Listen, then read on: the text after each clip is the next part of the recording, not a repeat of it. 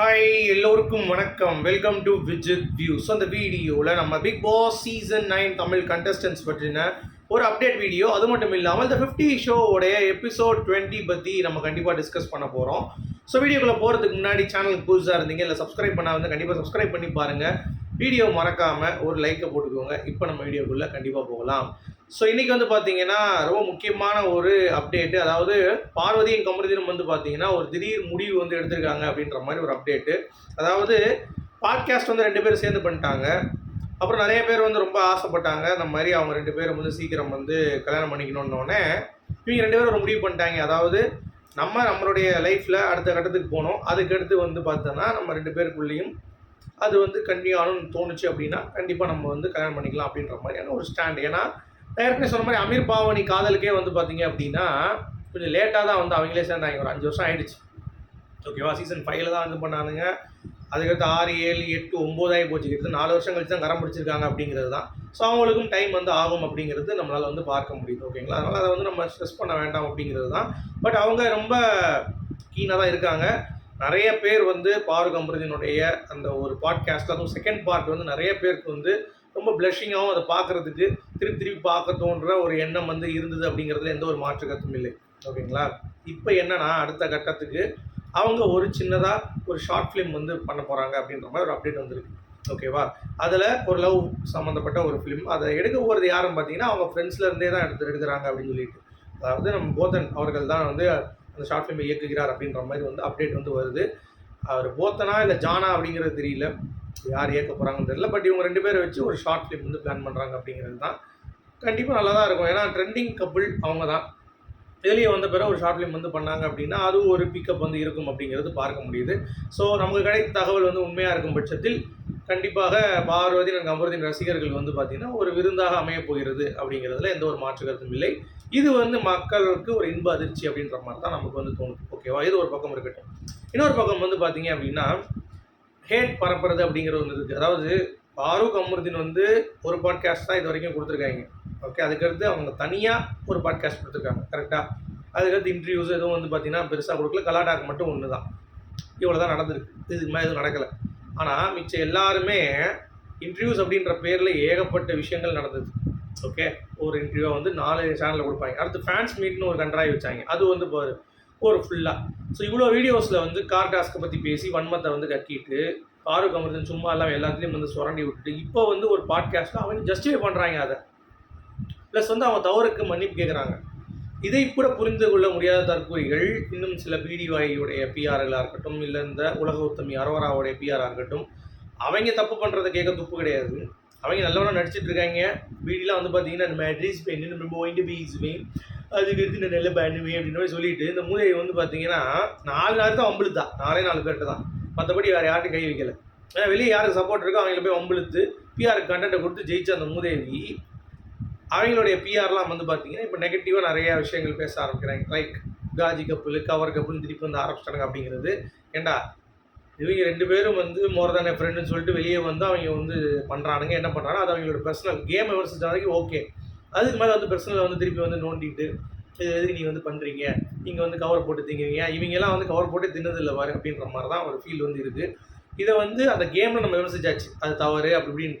திருப்பி வெளியே வந்தும் அதை விமர்சனம் பண்ணுறது அப்படிங்கிறது வந்து எவனுக்கும் உரிமை கிடையாது. ஏன்னா அவங்களுடைய பர்சனல் லைஃப்பை அவங்க எப்படினாலும் போகட்டும், எங்கே வேணாலும் போகட்டும் அப்படிங்கிறது அதை விமர்சிக்க உரிமை ஒருத்தனும் கிடையாது. இதையும் ஒருத்தர் இருப்பான் பார்த்தீங்களா, இந்த சீசனுக்கு வந்து அவனுக்கு பேர்லாம் அடிபட்டுச்சு போகிறான் அப்படின்ட்டு. நல்ல வேலை போயிருந்தானே வச்சு செஞ்சுருப்போன்னு வைங்க. அதாங்க அப்படி பேசுவானே ஒரு மாதிரி நல்லிதனத்தனமாக, இந்த வீடியோ வந்து பார்த்தீங்கன்னா நான் வந்து இப்படி பண்ண போகிறேன் அப்படின்ற மாதிரி இவன் என்னமோ ஒழுங்கு மாதிரி வந்து பார்த்தீங்கன்னா பேசுவேன். அதாவது மீரா மிதுன் ஃபேமஸான மூதேவி, அந்த மூதேவி வந்து போட்டுட்டு இந்த மாதிரி வீடியோ போட்டு கிடக்கு அப்படிங்கிறது சொன்னாங்க. நான் என்ன சொல்கிறேன்னா அவங்களுக்கு கண்டென்ட்டே அதுதான். ஓகேவா? அதனால் அதை பற்றி பேச வேறு எதுவும் கிடையாது. அதனால் வந்து அதை பற்றி பேசி தான், அதாவது ஒரு இது படித்தேன் நான், அது எனக்கும் வந்து ஒரு செருப்பு அடித்த மாதிரி தான் இருந்துச்சு. விமர்சனம் பண்ணுறவன் அவனுக்கு வேறு வேலை இல்லை, விமர்சனம் பண்ணுறது தான் வேலை. அதனால் அதை பண்ணி தான் இருப்பான், விமர்சனம் பண்ணிட்டு தான் இருப்பான் கடைசி வரைக்கும். ஆனால் விமர்சனம் பண்ணிகிட்டு இருக்கான்னு அந்த ஒருத்தன் அவன் வந்து பார்த்தீங்கன்னா ரீச் ஹைட்ஸ், அவன் வந்து நல்ல ஹைட்டுக்கு போயிடுவான். விமர்சனம் பண்ணுறேன் பண்ணிட்டு தான் இருப்பான் அப்படின்ற மாதிரி தான். அதனால தான் நான் யோசிச்சுட்டு இருக்கேன், இது வந்து 100ல் ஒரு வார்த்தை தான். நம்மளும் வந்து விமர்சனம் பண்ணிட்டு இருந்தால் உட்காந்து கடைசி வரைக்கும் முன்னாடி உட்காந்து கேமரா முன்னாடி உட்காந்து விமர்சனம் பண்ணிகிட்டு இருப்போம் போல. நம்ம வேறு மாதிரி வந்து ஏதாவது பண்ணணும் அப்படின்ற மாதிரியான ஒரு தாக்கம் வந்து ஏற்படுறதுக்கான காரணம் எனக்கு இப்போ மட்டும் இல்லை, எப்பயுமே இருக்குது. பட் எனக்கு நெருக்கடி காரணமாக நம்மளால் இந்த ஒரு ஸ்டெப்பு எடுக்க முடியல அப்படின்றதுனால தான் நம்ம இங்கேருந்து பாலா போல் இந்த ஷோவில் வந்து உட்காந்துருக்கோம். ஆஃப்டர் கமல் சார் போனதுலேருந்து எனக்கு பெருசாக இன்ட்ரெஸ்ட் இல்லை இந்த ஷோவில் அப்படிங்கிறது தான். பட் இருந்தாலும் வேறு வழி இல்லை, ஃபேமிலி டிபெண்ட் ஆகிடுச்சு, 2 குழந்தைங்க ஆகிடுச்சு. அப்படிங்கிறப்போ வேறு வழி இல்லை அப்படிங்கிறதுனால தான் நம்ம இதை பண்ணுறோம் அப்படிங்கிறது தான் பாயிண்ட்டு. ஓகே, அதை கூடிய சீக்கிரம் மாற்றணும். அதுக்கு தான் இப்போ இந்த வட்டம் வந்து ஆஃபீஸ் இந்த மாதிரி நிறைய விஷயங்கள் நான் பிளான் பண்ணிட்டுருக்கேன்னு சொல்லியிருக்கேன்ல, அது நடக்கும் அப்படிங்கிறது தான் என்னுடைய ஒரு இது. அது நடந்துச்சுன்னா ஏதாவது வேறு மாதிரி ஏதாவது பண்ணி நம்மளுடைய திறமையை காட்டணுமே தவிர விமர்சனமே அந்தமாதிரி வந்து நம்ம பண்ண வேண்டாம் அப்படின்ற மாதிரியான ஒரு முடிவுக்கே நான் வந்து வரலான்னு தான் இருக்கேன் அப்படிங்கிறது தான். நீங்கள் இதை எப்படி பார்க்குறீங்க? இந்த மாதிரி எப்படி யோசிக்கிறேன்? அதாவது விமர்சனம் பண்ணுறாங்க, கன்ஸ்ட்ரக்டிவ் கிரிட்டிசிசம் பண்ணலாம், பட் ரொம்ப தரம் தாழ்ந்து விமர்சனம் வந்து பண்ண வேண்டாம் அப்படிங்கிறது தான். ஓகேவா? ஸோ நான் கூட அந்த பிடிவாய் அப்புறம் அந்த உலக ஒத்துமையெல்லாம் வந்து விட்டுட்டு நார்மலாக வந்து பண்ணலாம் அப்படின்ற ஒரு பிளான்லேயும் வந்து நான் அடுத்த சீசன் இருக்கேன். ஆனால் எவனும் வந்து பார்க்க மாட்டீங்களே, அந்த மாதிரி விமர்சனம் பண்ணால் தான் வந்து மக்களுடைய மனதையும் வந்து நம்ம ஈர்க்க முடியும் அப்படின்றது தான் பாயிண்ட். அதுக்குன்னு ரொம்ப தரம் தாழ்ந்து நம்ம போகக்கூடாது. ஓரளவுக்கு ஜாலியாக மிமிக்ரி பண்ணுறோமா பேசுகிறோமா அப்படின்றது இருக்கணும்.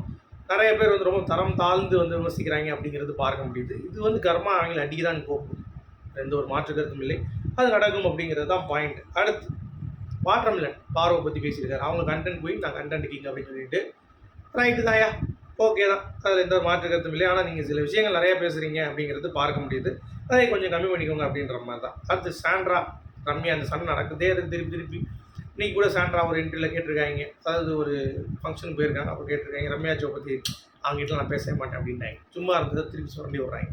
ஏற்கனவே நீங்கள் பேசுனது ரம்யா ஜோ வந்து கிழிச்சு விட்டா, இப்போ திருப்பி ரம்யா ஜோ பற்றி பேசியிருக்கீங்க. இப்போ அடுத்த அவ இன்டர்வியூ வந்து உங்களை இவங்க 2 பேர் பிரச்சனை வந்து பார்த்தீங்கன்னா போயிட்டே இருக்கும் போல தெரியுது, கிடையாது அப்படின்ற மாதிரி இருக்குது. இது ஒரு பக்கம். அடுத்து வந்து பார்த்தீங்கன்னா நான் 14வது மார்ச் கானா வினோத் அவர்கள் கல்ச்சுரல்ஸில் வந்து பிளான் பண்ணுறாரு, மிகப்பெரிய கல்ச்சுரல்ஸ் காலேஜில்.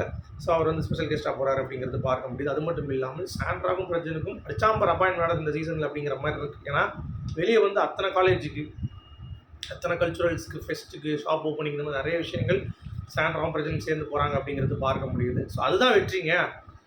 அந்த மாதிரி இந்த சீசனில் வேறு யாரும் கிடைக்கல. ஏன்னா போன சீசனில் மணிச்சந்திராலும் அவ்வளோ போனாப்புல ரன்னர்.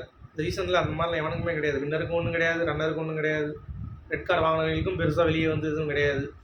சாண்ட்ரா ப்ராஜெக்ட்டுக்கு வந்து நல்ல ஒரு வாய்ப்பு வந்து கிடச்சிருக்கு அப்படிங்கிறது பார்க்க முடியுது அப்படிங்கிறது தான். சரியா? சரி, இப்போ இந்த 50 ஷோ போயிடலாமா? இதில் இன்றைக்கி பெருசாக வந்து பார்த்தீங்கன்னா ஒன்றும் இல்லை, பேசிட்டு தான் இருந்தாங்க. எபிசோடு 20. ஸோ ஸ்ருத்திகா, பிரின்ஸு, இந்த மாதிரி ஆட்கள்லாம் உட்காந்து பேசிகிட்டு இருக்கும்போது, பிரின்ஸ் எல்லாம் பேசிகிட்டு இருக்கும்போது லவ் பற்றி ஒரு டிஸ்கஷன் போகுது. ஓகேங்களா?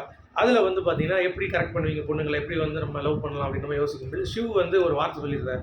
ஷிவ் தாக்கரே இருக்கார்ல, கிளப்பில் இருந்து கூட்டிகிட்டு போவோம் அப்படின்ற மாதிரி. கிளப்பில் இருந்து கூட்டிட்டு போய் என்ன பண்ணுவீங்க அப்படின்ற மாதிரி ஸ்ருதிகா வந்து எப்பயும் போல அந்த ஃபன்னாக பேசுவாங்கல்ல, அதெல்லாம் பேசுயம்மா லவ் பண்ணுறது தாம்மா அப்படின்னு. இல்லையே, கிளப்பில் இருந்து இப்படி லவ் பண்ணுவீங்க நீங்கள் அப்படி இப்படின்னு சொல்லிட்டு, ஏமா டக்குன்னு சொல்ல முடியாதுமா நீ வேறு அப்படின்ற மாதிரி வந்து கொஞ்சம் ஃபன்னான டிஸ்கஷன் வந்து போயிட்டுருக்கு அப்படிங்கிறது பார்க்க முடியுது. அடுத்து வந்து கண்டஸ்டன்ட் காக்கா அப்படின்னு சொல்லிட்டு ஒருத்தர் இருக்கார்ல, காக்கா மாதிரியே இருப்பார் பார்க்குறதுக்கு அப்படிங்கிறது தான். அவர் வந்து பார்த்தீங்கன்னா ஸ்ருதிகா வந்து ரொம்ப ஸ்மார்ட்டாக இருக்கு, நீ பார்க்குறது ரொம்ப அழகாக இருக்கும், கேர்ள் ஃப்ரெண்ட் மாதிரியே இருக்கேன், கேர்ள் ஃப்ரெண்ட் மாதிரி அப்படின்னோடனே ஸ்ருதிகா வந்து அதெல்லாம் ஓகே, பட் நீ ஒரு ஹஸ்பண்டாக இருந்தனா நீ இதெல்லாம் பண்ணிட்ட அப்படின்னா பெண்கள் வந்து பார்த்தீங்கன்னா அவங்க காலடியே இருப்பாங்க, அவங்கள வந்து அப்படியே ஆராதிக்கணும் நீ அப்படின்ற மாதிரிலாம் ஸ்ருதிகா வழக்கம் போல் ஒரு ஃபன் செஷன் இருக்குல்ல, அதை வந்து போயிட்டுருக்கு அப்படிங்கிறது பார்க்க முடியுது. அடுத்து ஒரு டிஸ்கஷன் போகுது. பிரின்ஸ் இருக்கான்ல, அவன் வந்து பயந்துட்டான், அவன் வந்து அலையன்ஸ் வைக்கிறான் எல்லாருக்கிட்டையும். கேர்ள்ஸ் கிட்ட வந்து பேசுறதுக்கான காரணம் அவன் வந்து மாற்றி வேறு பேசிகிட்டு இருக்கான் எல்லாருக்கிட்டையுமே. அவன் வந்து எப்படி எலிமினேட் ஆயிடுறான்னு சொல்லிட்டு எல்லாருக்கிட்டையும் வந்து அவனுடைய இது குட் புக்ஸ் இருக்கணுன்ற மாதிரி நிறைய விஷயங்கள் பண்ணிகிட்டு இருக்கான் அப்படின்ற மாதிரி நிக்கி இந்த மாதிரி ஆட்கள்லாம் வந்து டிஸ்கஷன் வந்து போயிட்டுருக்கு அப்படிங்கிறது தான். அது ஓகே தான், பிரின்ஸ் பொறுத்த வரைக்கும் அதான் கேம், அதான் ஸ்ட்ராட்டஜி அப்படின்னு ஆடிட்டு இருக்காப்புல அப்படிங்கிறது தான். அடுத்து அர்பாஸ் வந்து ஃபீல் பண்ணுறாப்புல, நான் நிக்கியோட வந்துட்டேன் இந்த கேமுக்கு, வராமல் இருந்திருக்கலாம், கொஞ்சம் வேறு மாதிரி கேம் நான் ஆடி இருப்பேன், அதெல்லாம் இல்லை நல்லா தான் ஆடுறேன் அப்படின்ற மாதிரி சொல்கிறாங்க.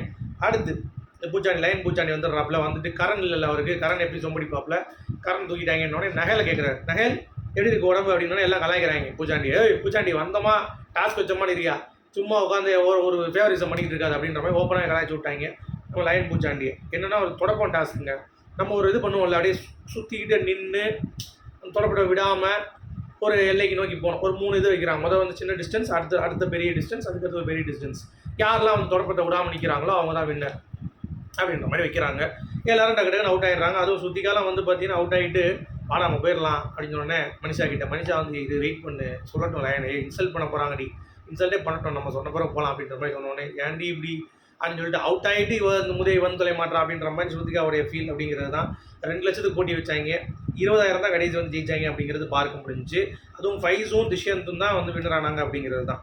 அடுத்து ரஜத் ஒரு ஃபீலிங்கோட சொல்கிறார், நான் ஸ்ருதிகாவையும் மனிஷாவையும் நான் விட மாட்டேன், சொன்ன போனால் கண்டிப்பாக காப்பாற்றிடுவேன், ஓட்டு போட்டு எப்படியாச்சும் நான் கேன்வாஸ் பண்ணுவேன் அப்படின்ற மாதிரி மனிஷா கிட்ட பேசிகிட்டு இருக்காரு. That is good. அப்புறம் ரேபிட் வராங்க, வந்துட்டு டாஸ்க் வைக்கிறாங்க. யாருன்னு பார்த்தீங்கன்னா நம்ம ரிதி, அவங்கள வந்து கூப்பிட்டு போய் ஹார்ட் ரேட்டை இன்க்ரீஸ் பண்ணும் அப்படிங்கிறது தான் டாஸ்க். ஓகேவா? அப்போ சிவந்த் வந்து கூப்பிட்றாங்க ரிதி, ஏன்னா அவன் தான் வந்து வலிச்சிட்டு இருக்கான் நம்மகிட்ட அப்படின்னு சொல்லி கூப்பிட்றாங்க. அவங்க இன்க்ரீஸே ஆக மாட்டேங்குதுன்னொடனே வா கட்டிப்பிடி அப்படின்றாங்க. கட்டி பிடிச்சோன்னே கொஞ்சம் ஹார்ட் ரேட் ஏறுது. ஆஹா விட்டா வந்து கேமராலாம் இவங்க என்னால் பண்ணிடுவாங்க போலே அப்படின்ற மாதிரி தான் ஒரு ஃபீல் இருந்துட்டு என்னடா அது அப்படின்ற மாதிரி இருக்குது டாஸ்க். சரி இவங்களாச்சும் 2 பேருக்குள்ளே ஒரு அண்டர்ஸ்டாண்டிங் இருக்குது. அடுத்து ஒன்று கூப்பிட்றாங்க அர்ச்சனா கூப்பிட்டோடனே அவங்க வந்து யாரை நீ வந்து வேணாம், நீ யாரை ஹார்ட் ரேட் இன்க்ரீஸ் பண்ணணுன்னே எனக்கு ஃபைஸு வேணும் அப்படின்ருச்சு. உடனே ஃபைஸு வந்தோடனே தங்கச்சி அப்படின்றான். ஏம்மா நான் நினைக்கவே இல்லையே, அவனை சைட் அடிச்சுட்டு இருந்தேன் அப்படின்றான். ஏம்மா லூஸ் மாதிரி எதாவது பண்ணிட்டு இருக்கான், நீ சரியாக பைத்தியமாக இருப்ப அப்படின்றவன் சொன்னோடனே அவனை பார்த்தாலே ஹார்ட் ரேட் ஹை ஆயிடுது. லைன் என்ன சொல்கிறாரு, எப்பா டாஸ்க்கே ஆரம்பிக்கல அதுக்குள்ளே உனக்கு ஹார்ட் ரேட் ஹையாக இருக்கே, இது தப்பாக இருக்கே அப்படின்ற மாதிரி சொல்லிட்டு திருப்பி இருந்து கோட்டை அழிச்சாடு அப்படின்னு சொல்லி நின்றுட்டு திருப்பி நிற்க வைக்கிறாங்க. அர்ச்சனா பார்த்தாலே இந்த ஆளுக்கு வந்து பார்த்தீங்கன்னா ஹார்ட் ரேட் ஹை ஆயிடுது. ஏன்னா பயந்தான் வேற என்ன. அப்புறம் நான் அர்ச்சனா கூட ஹாப்பி, அப்பாடா எப்படி அந்த டாஸ்க் மூலமா நம்ம மனசில் இருக்கிறத சொல்லிட்டோம் அப்படின்ட்டு. நீ மனசில் இருக்கிறது சொல்லிட்டு அவனுக்கு அது பிடிக்கணும் இல்லை அப்படின்ற மாதிரி தான் நமக்கு வந்து தோணுச்சு. ஏன்னா இவன் வந்து பார்த்தீங்கன்னா அவளை வந்து தங்கச்சின்ட்டான். அவள் வந்து தங்கச்சி தான் சொல்லாது, எனக்கு 1000 தங்கச்சி, எனக்கு 1000 அண்ணங்க இருக்காங்க, நீ எனக்கு வந்து புருஷன் அப்படின்ற மாதிரி அம்மா சாமின்ற மாதிரி இருந்துச்சு. ஸோ இதோட வந்து பார்த்தீங்கன்னா எபிசோட் வந்து முடிஞ்சிச்சு அப்படிங்கிறது தான். அடுத்து வந்து ஸ்ருதிகா ஒரு விஷயம் பேசினாங்க, அதாவது சான்ஸ் வந்து கொடுக்குறது இல்லை, கரெக்டாக வந்து பண்ண மாட்டாங்க அப்படின்ற மாதிரி. உடனே நிக்கி வந்து கரெக்டு தான், ஏன்னா எல்லாருக்குமே சமமான சான்ஸ் இங்கே கிடைக்க மாட்டேங்குது, நம்ம அதுக்காக ஃபைட் பண்ணோம் அப்படின்னு சொன்னோடனே நிக்கி வந்து எஸ், ஏன்னா டாஸ்க்லேயும் சரி எல்லாத்துலேயும் சரி இவங்களுக்கான அந்த ஒரு மதிப்பே வந்து கொடுக்க மாட்டாங்க அப்படிங்கிறது ஒரு சார்ந்து தான் இருக்குது இந்த கேம் அப்படிங்கிறத பற்றி சொல்கிறாங்க. ஸோ அது கரெக்டு தான், அதை நம்ம டிஸ்கஸ் பண்ணலாம் அப்படின்ற மாதிரி சொல்லியிருக்காங்க. நிக்கி அதை பற்றி ஒரு ஃபைட்டும் வந்து அடுத்த எபிசோடில் இருக்குங்கிற மாதிரி பார்க்க முடியுது. அடுத்து ரஜத், இந்த ஃபாக்ஸு இந்த முயல்லாம் வந்து வராங்கல்ல, ஃபாக்ஸு முயலில் மூஞ்சி போட்டு இந்த ஹெல்பர்ஸ்லாம் அந்த லைனுக்கு எடுபடியாக இருக்காங்களா, அவங்க வந்துட்டு ஏன் என்னை பார்த்துட்டு போக மாட்டாங்க அப்படின்னு உடனே ஸ்ருதிகா சொல்கிறாங்க, ஆமாம் ரஜத் நீ அவங்கள கொஞ்சம் ரொமான்டிக்காக பார்க்கணும், அந்த கவுண்டமணி பற்றி சொல்லுவாங்கல்ல, அதை விட்டு நீ குருன்னு பார்க்குறப்ப அவன் பயந்துருது, நீ வர்றப்ப கண்ணில் வலி அடிப்பார் அப்படின்ற மாதிரிலாம் ஸ்ருதிகா வந்து இது கொடுக்க. ரஜத் கொஞ்சம் ரகடான ஆள் தான். அப்படியா சரி நான் அடுத்து ட்ரை பண்ணுறேன் வரட்டும் அப்படின்ற மாதிரி சொல்கிறாரு. நீ எப்படி பார்ப்போன்னு எல்லாத்தையும் தெரியும் அப்படின்ற மாதிரி தான் இருந்துச்சு. ஸோ உங்களுடைய கருத்துக்கள் சொல்லுங்கள். மீண்டும் நாளை நான் சொல்கிறேன் சந்திப்போம். அது வரைக்கும்